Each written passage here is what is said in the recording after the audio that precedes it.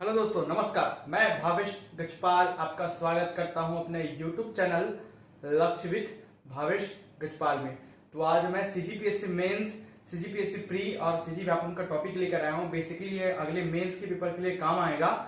इसमें छत्तीसगढ़ की जनजातियां आज से चालू कर रहा हूं मैं, जिसमें ये पार्ट 1 है, जिसमें मैं गौड़ समूह के बारे में बताऊंगा। खास बात इस वीडियो की ये है कि पूरा ये हिंदी ग्रंथ एकेडमी का सार संग्रह है, जो कि कई लोग हिंदी ग्रंथ एकेडमी का बुक पढ़ नहीं पाते। तो हिंदी ग्रंथ एकेडमी जो कि एक मानक पुस्तक है, उसका सार संग्रह है। ऑथेंटिक पुस्तक है ये, ठीक है। एक मानक पुस्तक है, उसका सार संग्रह है।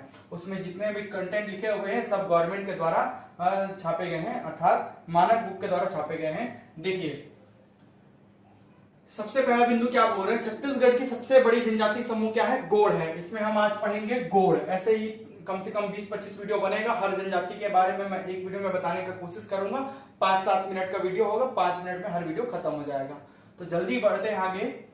छत्तीसगढ़ की सबसे बड़ी जनजाति समूह क्या है? गोड़ है। याद रखिएगा, जनगणना 2011 के अनुसार इनकी संख्या 42,98,404 है। मतलब लगभग 56% है। पूरे छत्तीसगढ़ की जनसंख्या का 56% 2011 की जनगणना के आधार पर 42,98,404 है, जिनमें से पुरुषों की संख्या 21,20,974 और महिलाओं की संख्या 21,77,430। जी हाँ, महिलाओं की संख्या ज्यादा है पुरुषों की तुलना में, ठीक है। इसलिए हर ट्राइब्स इलाकों में या ट्राइबल्स का जो सेक्स रेशियो है, ठीक है, लिंगानुपात है, मतलब हर 1000 पुरुषों के पीछे कितनी महिलाएं हैं वो हमेशा ज्यादा होता है। अर्थात हर 1000 पुरुषों के पीछे जो महिलाओं की संख्या है वो 1000 से ऊपर होता है। 1000 पुरुषों के पीछे 1000 से ऊपर महिलाएं। सेक्स रेशियो हमेशा ट्राइब्स इलाके में, जनजाति इलाकों में ज्यादा होता है, इसलिए महिलाओं की संख्या ज्यादा है यहाँ पर, ठीक है। साक्षरता ये 2011 की जनगणना के आधार पर 56.7% लोग यहाँ पर साक्षर हैं, ठीक है। स्थान है बस्तर संभाग, गोड़ों का स्थान है बस्तर संभाग। गोड़, इसका अर्थ क्या होता है? कोयतोर। ये क्या होते हैं? कोयतोर होते हैं, मतलब पर्वतवासी होते हैं। कोयतोर होते हैं, पर्वतवासी होते हैं। तेलुगु भाषा के कोंड शब्द से लिया गया है गोड़ों को, ठीक है। तेलुगु भाषा के कोंड शब्द से लिया गया है। कोंड का अर्थ होता है पर्वत, अर्थात कोंडवासी, मतलब कोंड पर रहने वाले, पर्वत पर रहने वाले, इसलिए इनको बोलते हैं कोयतोर, पर्वतवासी। कोंड का ही परिवर्तित रूप कालांतर में जो चेंज हुआ है उसे हम गोड़ बोलते हैं। कोंड से गोड़ बना है, इसलिए पर्वत पर रहने वाले क्या कहलाते हैं? गोड़ कहलाते हैं, कोंड कहलाते हैं, अर्थात गोड़ कहलाते हैं। ये नाम बदलकर क्या हो गया? गोड़ हो गया है। पेय पदार्थ, इनका पेय पदार्थ है पेज। अनाजों से निर्मित ये क्या पीते हैं? पेज पीते हैं। देवी और देवता, इनके देवी देवताओं के नाम दुल्हा देव और दंतेश्वरी माता को मानते हैं। बेसिकली बस्तर संभाग में गोड़ में रहने वाले लोग दुल्हा देव को प्रमुख देवता है। अगर प्रमुख देवता पूछेगा तो दुल्हा देव है, ठीक है। देवी देवताओं में प्रमुख देवता दुल्हा देव और माता में दंतेश्वरी माता को मानते हैं। नृत्य, प्रमुख नृत्य में है कर्मा नृत्य। गेड़ी, कर्मा बहुत बार पूछ चुका है, प्री में भी पूछ चुका है, मेंस में भी इसका आप सार संग्रह लिख सकते हैं घोड़ों के आधार पर। गेड़ी, सुआ, दंडा नृत्य। दंडा नृत्य जैसे दांडिया का ही रूप है ये। दंडा नृत्य पुरुषों के द्वारा किया जाता है। दांडिया या गरबा में सब महिला पुरुष मिलकर करते हैं, कि दंडा नृत्य में केवल पुरुषों के द्वारा किया जाता है। गौड़ पुरुष लोग दंडा नृत्य करते हैं।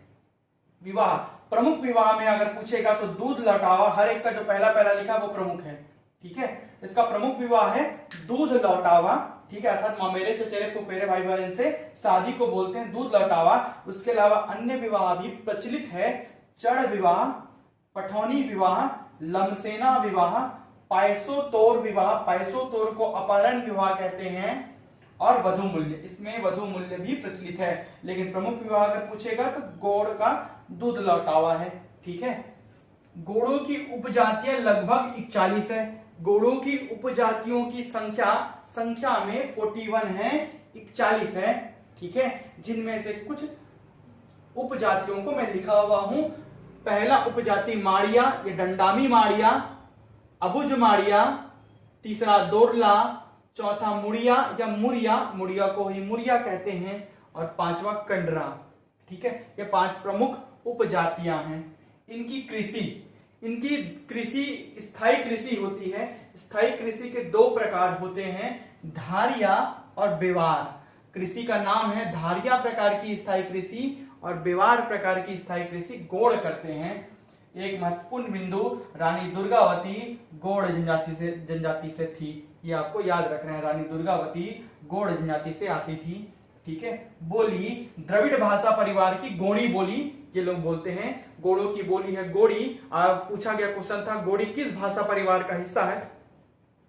द्रविड़ का, आर्य का, मुंडा का या इनमें से कोई नहीं। तो आपका आंसर आएगा द्रविड़ भाषा परिवार के अंतर्गत गोड़ी बोली आती है, द्रविड़ों के अंतर्गत आती है।